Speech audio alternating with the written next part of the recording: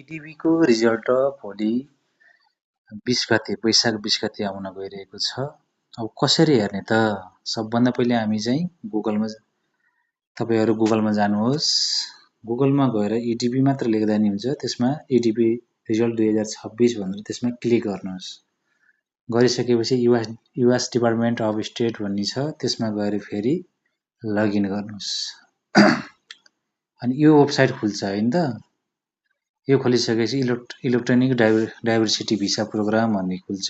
त्यसपछि त्यहाँ गएर तल गएर चेक स्ट्याटसमा दायाँ बायाँ नलाग्नुहोस्, चेक स्ट्याटसमा गएर लगइन गर्नुहोस्। गरिसकेपछि कन्टिन्युमा क्लिक गर्नुहोस्।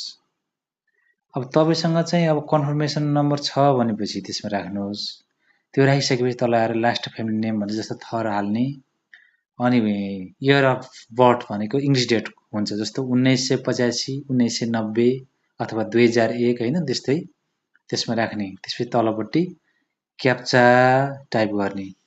A4UCVV छ नि हो, यस्तै आउँछ। यदि बुझेन भने फेरि चाहिँ तपाईको क्लिक गरेर यतापट्टि साइडको एरो जस्तो छ, त्यसलाई क्लिक गरे पनि फेरि सजिलो खालको पनि आउँछ।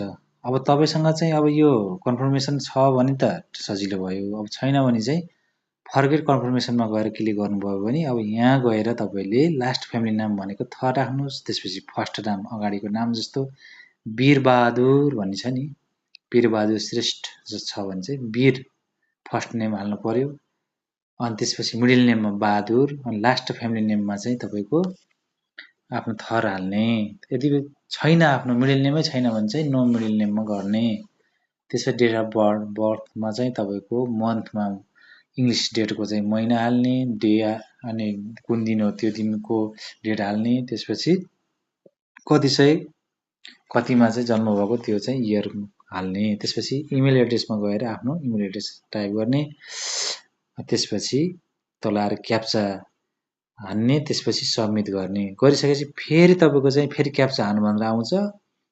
अनि त्यसपछि क्याप्चा टाइप गर्ने, गरिसकेपछि लगइन गर्ने, सबमिट गर्ने। त्यो गरिसकेपछि तपाईको यदि परेको छ भने चाहिँ तपाईको अब त्यो पोस्टल कोड सहितको तपाईको चाहिँ अनि आफ्नो केस नम्बर सहितको चाहिँ बायोडाटा एउटा लिस्ट आउँछ भने चाहिँ, परेको छैन भने चाहिँ you has been not selected भनेर आउँछ है त।